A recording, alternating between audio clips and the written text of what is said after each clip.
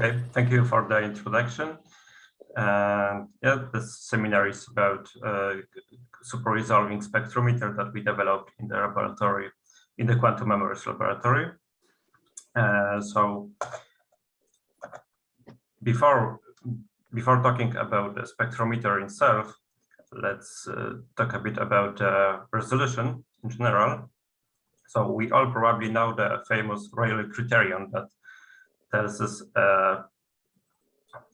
what is the resolution of our device that is characterized by our optical device that is characterized by its numerical aperture and the wavelength of light that we are using to image some objects. So for example, some biological samples or even stars in astronomy.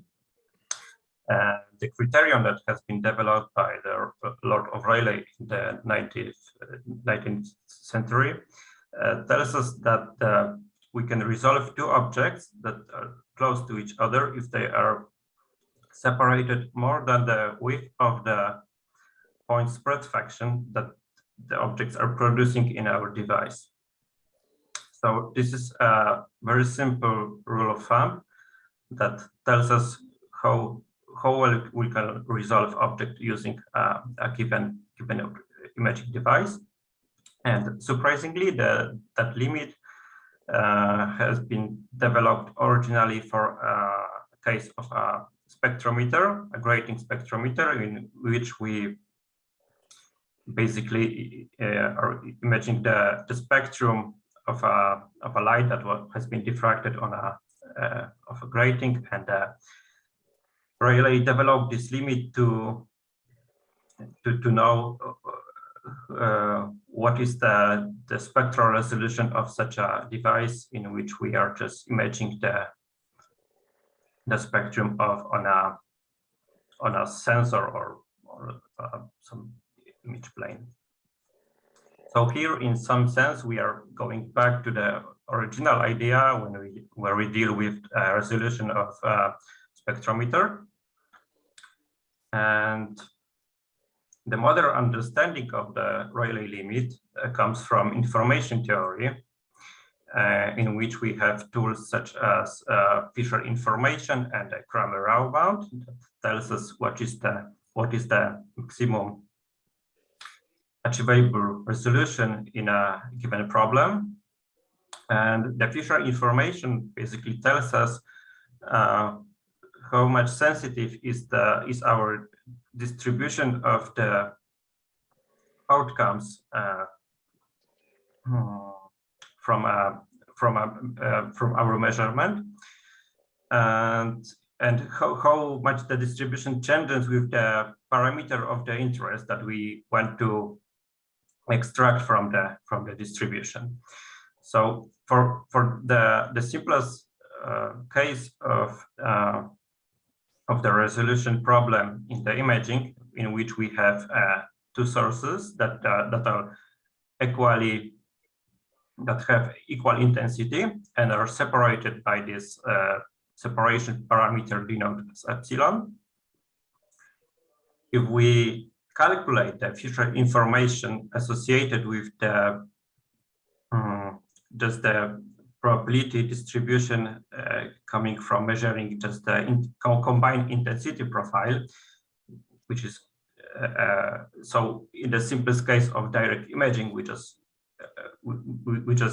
image the objects on a, for example, camera, and from the distribution that we see on the camera, we want to estimate the separation between the two sources. It will calculate the Fisher information associated with this problem. We will end up with this formula, which tells us that the Fisher information, so the sensitivity of the distribution to the separation parameter, drops rapidly with the separation parameter. So for smaller epsilons, smaller separations, the information goes to zero. And this is actually referred as the Rayleigh limit, or more often as a Rayleigh curse, as the precision, which is the inverse which scales as inverse of the efficient information, goes, I'm sorry, the precision defined as the variance, as the inverse of the variance of the estimator that we are using to estimate the separation, goes to zero with the separation. And if the detectors had the nonlinear response, that can be easily beaten, yes? If you would measure, I don't know, 5th power of the intensity, then of course it will be much better resolution. Yeah, I think so. Those are. Yes, but I'm not sure. I guess so, but like we are assuming 100% efficiency of detection. Yeah. So if you can measure the 5th power, but that comes at a loss, so that wouldn't really help. Exactly. So what I wanted to tell that is the precision scales as the number of photons that we are using, and the true comparison, if we want to compare the two methods, we have to compare them in a way that we are using the same number of photons to obtain a given precision. Okay, so Can I ask a question? Because I think I was expecting some kind of resolution criterion. So that would be estimate of epsilon. Here, this is proportional to epsilon square. So how I'm having a little problem how to understand it. So the resolution in this sense is defined as the uncertainty of estimating the epsilon. Okay, but that's proportional to epsilon. So the precision, which is inverse of the variance, so the uncertainty scales as the epsilon. So which basically means that we want to estimate smaller epsilons to obtain the same resolution. We have to use more photons. Right. Okay. And yeah, so the quantum information theory gives us a better bound that is optimized over all possible measurements and the input state that we can use to extract the parameter of the interest from our system. And if we calculate the so-called quantum Cramer-Rao bound for this problem of estimating the distance between the two sources, we'll end up with this formula, which surprisingly is constant, independent of the separation parameter, which means that we can have a better measurement scheme to determine the separation parameter, even for very small separations.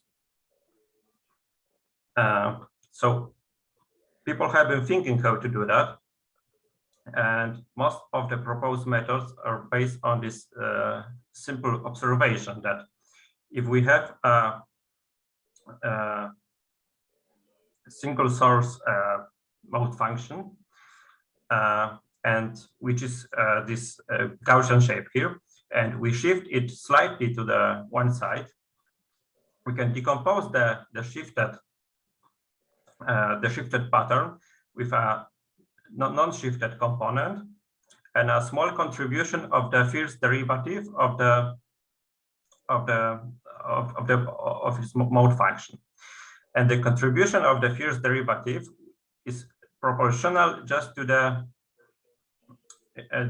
proportional constant is just the separation the separation that we the shift that we applied. And so if we somehow can filter out the non-shifted component, we will have the direct access to the shift parameter, which in the case of the two sources will just be the separation parameter. So number of methods has been proposed how to do that. And for example, the spatial multimultiplexing that we just in which we just send the input light through a some optical system that projects the input light onto the orthogonal modes. In the case of the Gaussian point spread function, there are the Hermite Gaussian modes, and then we detect the contribution in the 0 mode, first mode, and so on.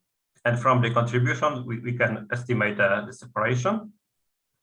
The method that we are focusing on is called sliver, which utilizes so-called image inversion interferometer to project the input signal onto symmetric and anti-symmetric components.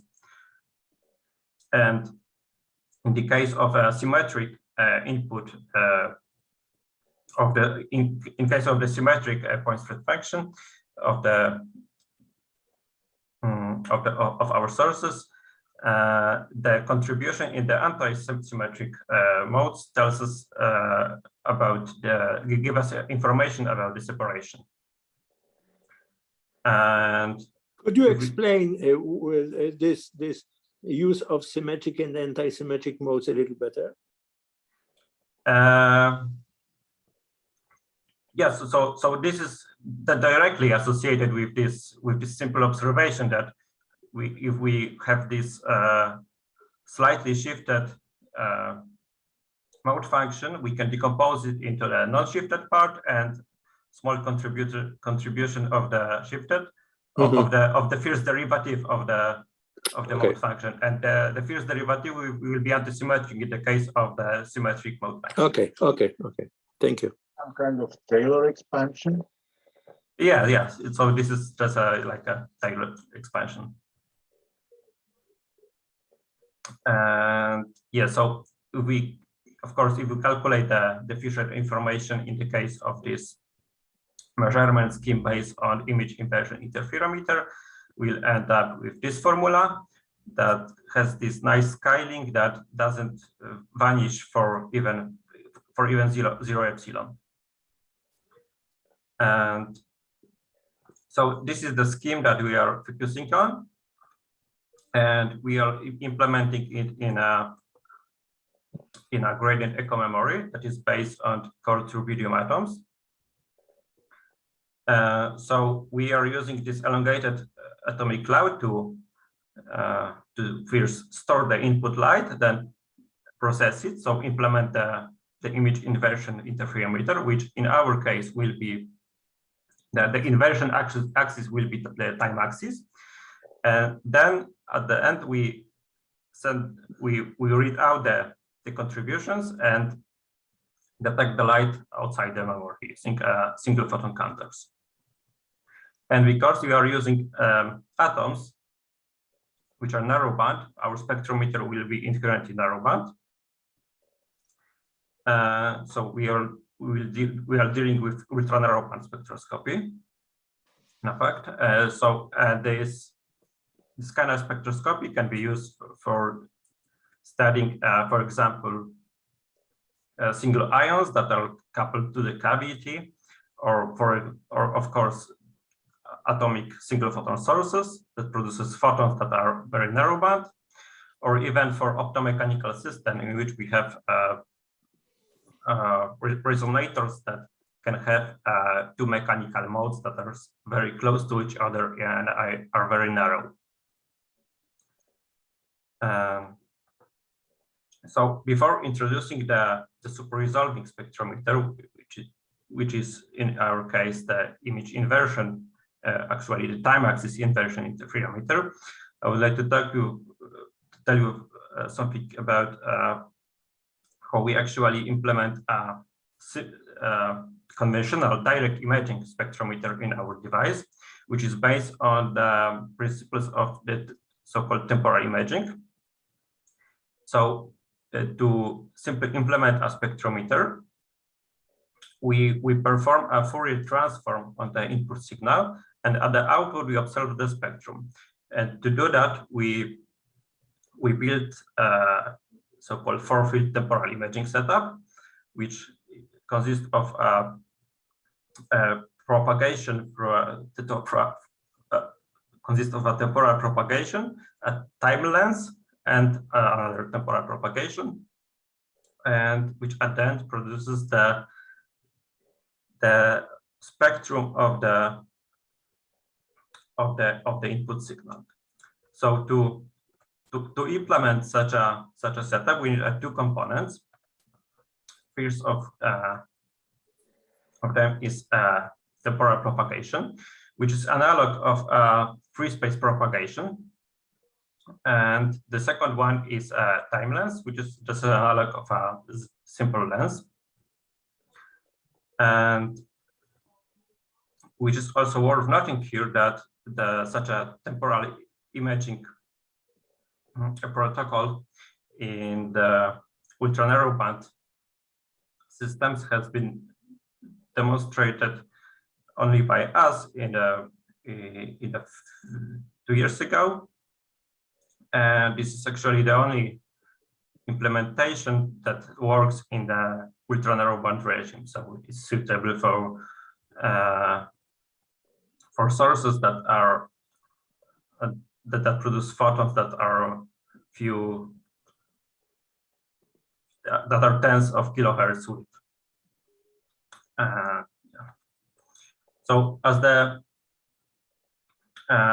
interface that allows us to map the input signal onto the atoms, we use over-resonant Raman interaction, in which we choose 3 levels of from the atomic level rubidium-87 atomic structure, which is 2 ground state level and 1 excited level. And we pump all the atoms to one of the ground state using just optical pumping. And then to map the signal light onto the atoms, we just send the signal light to the cloud, and at the same time we apply a strong control field, which causes the signal field to be in 2-photon resonance with the atoms, and this causes the signal to be absorbed, and some of the atoms from the first ground state are transferred to the second ground state, and most importantly, a coherence is created between the 2 states. That coherence can be stored in the quantum memory for let's say 100 microseconds in our case, and then it can be remapped onto the light on demand using the same control field. So if we want to restore the signal from the quantum memory, we just apply the control field again, and atoms are emitting the signal field. This also happens in the so-called gradient echo memory protocol, which consists of placing the atomic cloud in a magnetic field gradient, which basically by the Zeeman shift of the 2 ground state that has been chosen to be sensitive to magnetic fields, broadens the 2-photon absorption spectrum in the lambda system, and moreover, it provides so-called spectrum to position mapping, because atoms at different places in the cloud have slightly shifted, depending on the magnetic field, have slightly shifted absorption spectrum. So atoms at different positions along the cloud are resonant with a light with slightly different frequency. So the spectrum of the signal field is mapped onto the atomic cloud, along the atomic cloud. And moreover, because we are using for the storage protocol, we are using this 2-photon scheme. If we modulate the control field in the frequency, we can virtually apply a temporal phase modulation onto the signal that is mapped onto the atoms. So by just modulating the 2-photon detuning, which is done just by modulating the frequency of the control field, we can apply a phase patterns onto the coherence, and the coherence is associated with the signal field. So we can virtually modulate the signal field during the storage.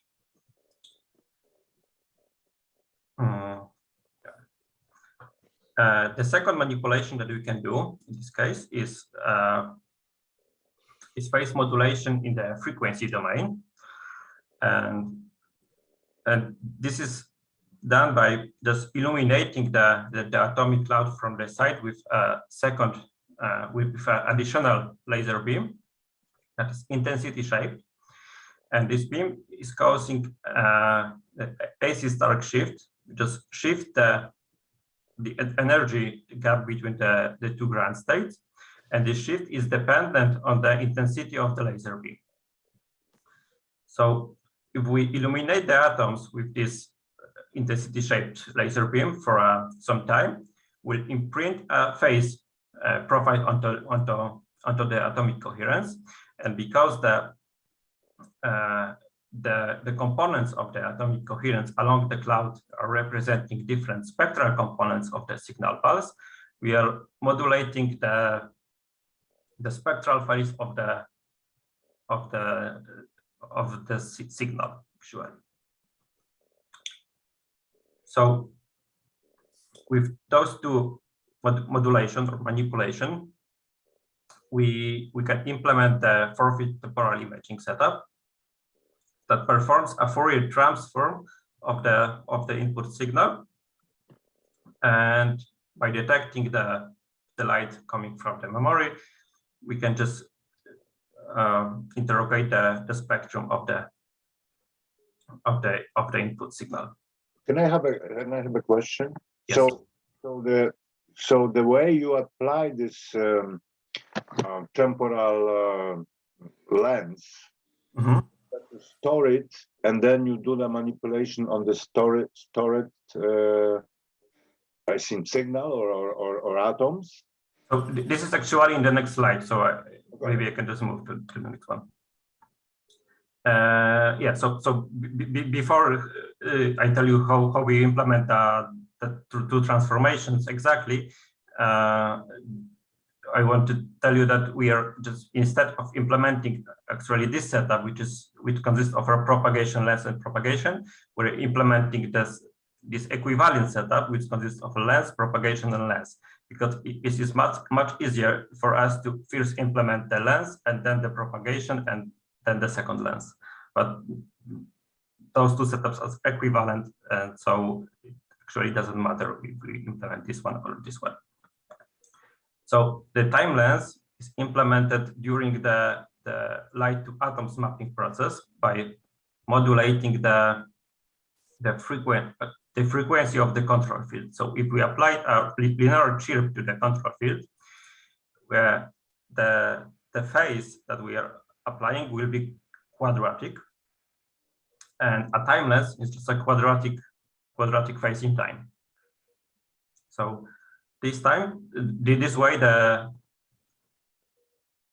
we are implementing the time lens onto the signal field by just linearly chirping the control field, which transform to a quadratic phase actually in the wave vector space supplied onto the coherence. And for the temporal propagation, we just have to apply quadratic phase in the frequency domain.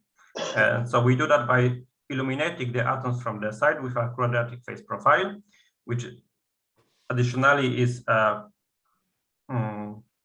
in a Fresnel way to limit the needed intensity of the laser, of the modulating laser beam.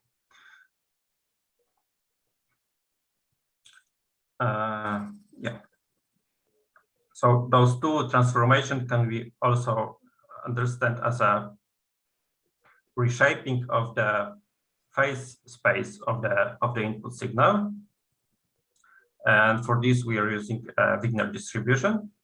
which is called, in this case, a chronocyclic Wigner function. And the chronocyclic Wigner function of the input signal field is linked to the Wigner function of the atomic coherence in the longitudinal and longitudinal wave vector coordinates. And temporal modulation of the signal fields, or in our case by modulating the control field in the frequency, is associated with the free space reshaping of the Wigner distribution, and the modulation of the coherence along the cloud is associated with the wave vector space reshaping of the Wigner distribution. And if we plot how Wigner function of the input signal field associated with these two pulses is transformed while propagating through our system, we will end up with this 90-degree rotation of the Wigner space, which is just a Fourier transform. So by detecting with a time resolution, detecting the output from the memory, we can interrogate the spectrum. So this is a spectrometer that maps spectrum onto the time axis. And we implemented this in our memory. And here are some exemplary input and output signals. So for 2 pulses, we observe this nice comb. So this is like a Young experiment. And we can also do the inverse. We can send a train of pulses and obtain just two pulses at the output. And we have here 2 pulses instead of 3 because the phase of the pulse train is modulated so that this train resembles just a sine function. So here we have a plus sine, and the next one is minus, and the next one is plus, and so on. So going back to the original problem, we sent artificially generated signal to our memory.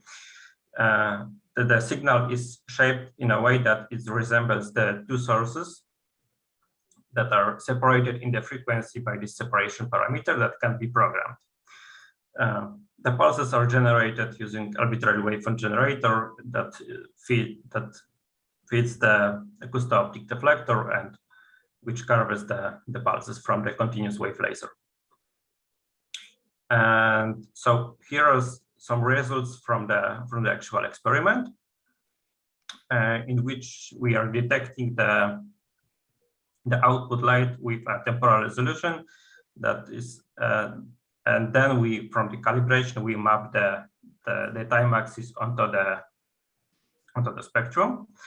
And as you can see, for the different separations, we are just detecting the combined intensity profiles of the 2 sources. And from those distributions, we can actually estimate the separation. So this is just the analog of direct imaging. And finally, we implement the pulse division time axis inversion interferometer, which is just a slight variant of the image inversion interferometer that I presented at the beginning. So instead of sending the pulses to the beam splitter, we send it to the very special beam splitter that cuts the pulse in half. So we have 2 halves of the pulses propagating through the interferometer. One of the pulse gets the time axis inverted, and then the 2 parts are combined on a beam splitter, which actually projects the input signal onto the symmetric and anti-symmetric modes. And by detecting the contribution in the symmetric and anti-symmetric modes, we can estimate the separation. And here are some exemplary results from the experiment, in which we are sending pulses with 0 separation, so a single pulse, and then 2 pulses. Actually, this is 1 pulse, but we will have 2 components in the frequency domain. So for, as you can see, for non-zero separation, we have some contribution in the antisymmetric port, which is the outer one. And so actually our pad-tie interferometer is implemented by using 2 separate temporal imaging setups, one with a negative lens and backwards propagation, and second one we have a positive lens and forward propagation. And the first one, the first setup is applied to the first half of the pulse, and the second one is applied to the second half of the pulse. Then the contributions from the 2 temporal imaging setups are combined on the beam splitter inside the memory, and then are they finally detected. And going into more details how this works. So first of all, we are splitting the pulse in the Wigner space by modulating the control field tuning in this V shape.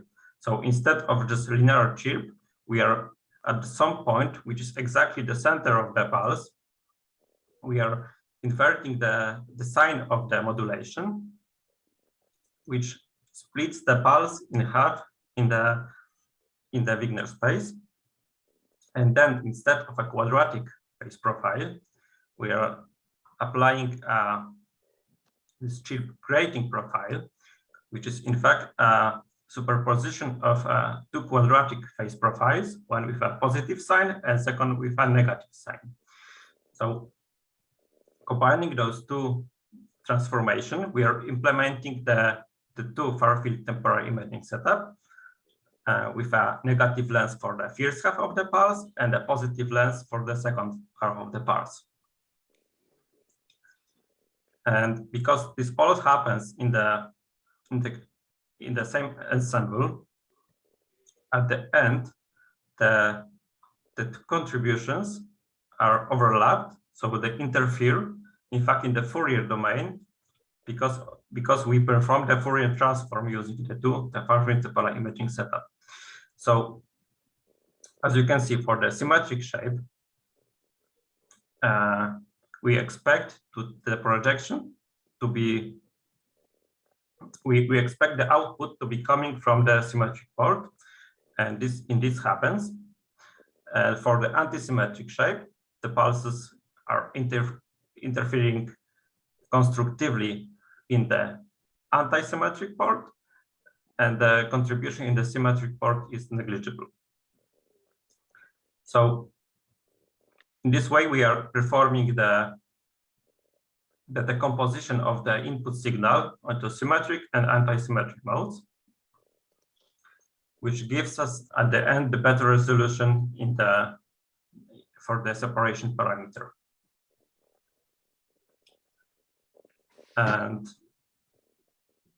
going into more details, here's the experimental sequence of the device. So after the trapping and pumping of the atoms, we send the input pulse, which is accompanied with the control field that is frequency modulated in this V shape. And then we are sending the control pulse again. And we are detecting the antisymmetric port. Then we perform a second phase modulation to restore the symmetric port and detect it by applying the control field again. And because this is all sensitive to magnetic fields, the whole setup is stabilized in sense of magnetic fields inside the cloud. So at the end, we are performing a simple magnetometry to compensate for variation of the constant field in the laboratory. And so to estimate the separation parameter from the outcomes that we are registering from the anti-symmetric and symmetric port, we built a model of our device, which is just a lossy interferometer. And the additional losses are coming from the aperture, the temporal aperture that we have to apply on our pulse to get rid of a contribution from the center of the pulse that is not well transformed using our interferometer. This is associated with the inversion of the control field tuning that is very rapid, so it's broadband, and it spoils the whole Wigner-Sperry distribution.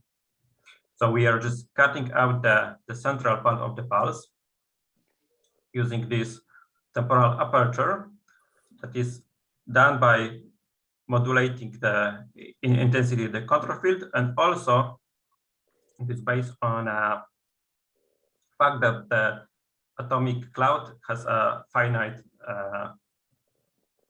width.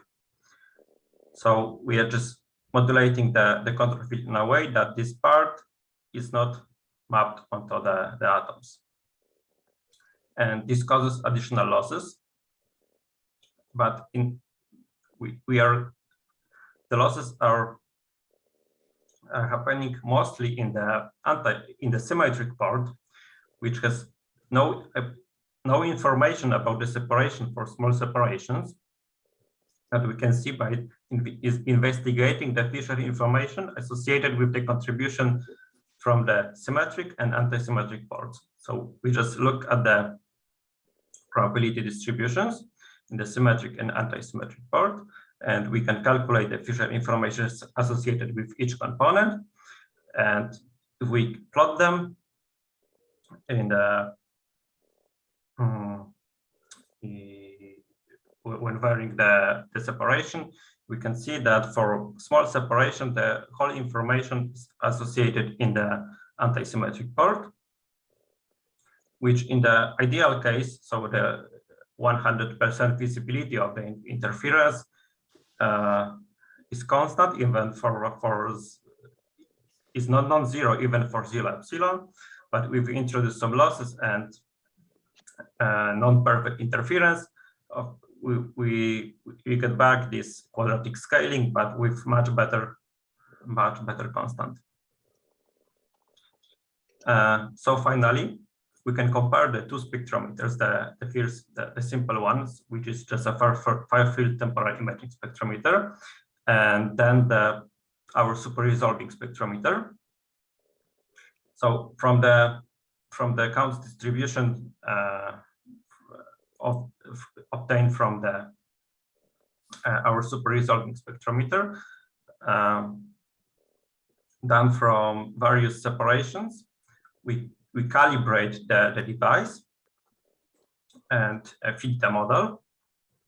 From this, we construct the estimator, the separation estimator based on the counts, total counts in the anti-symmetric and symmetric parts.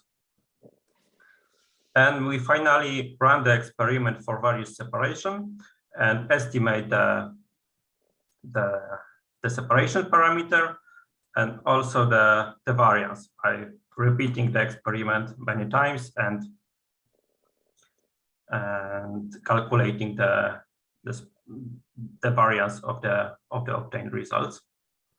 And here is the direct comparison of the quantum memory temporal imaging. So that's the simple spectrometer, and the pad, so the super resolving one. And we can see that both spectrometers are estimating the separation well, but so we don't have a bias in our estimator. But the pad spectrometer outperforms the direct imaging one in terms of the precision. And here is a direct comparison of the precision. The blue ones are the data from quantum memory temporal imaging. The red ones are from the super resolving spectrometer, and the solid lines are representing the future information in each case. And those results, of course, are normalized to one single photon used. So we are comparing the precision that is obtained using a single photon.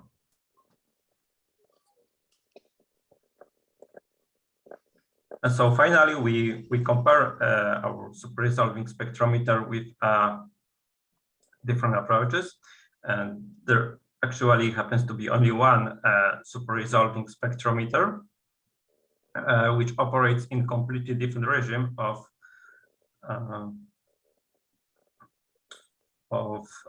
ultra-fast light, and is based on the so-called quantum pulse gate.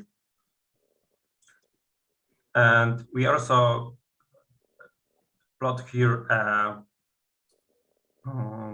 comparison in a sense of a super resolution parameter that is defined as a limit with the separation going to 0 of the fusion information associated with a given scheme to the fusion information associated with the idealistic case of the direct imaging spectrometer. So we see that all of the conventional methods, so for example, our quantum memory temporal imaging, fall into the region that is limited by 1.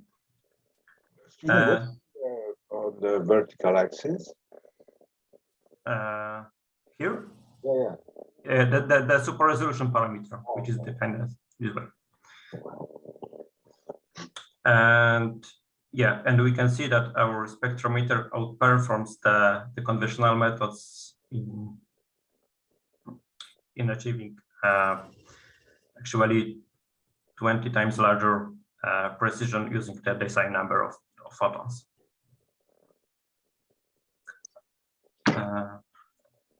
So with that, I would like to thank you for your attention. And okay, thank you very much.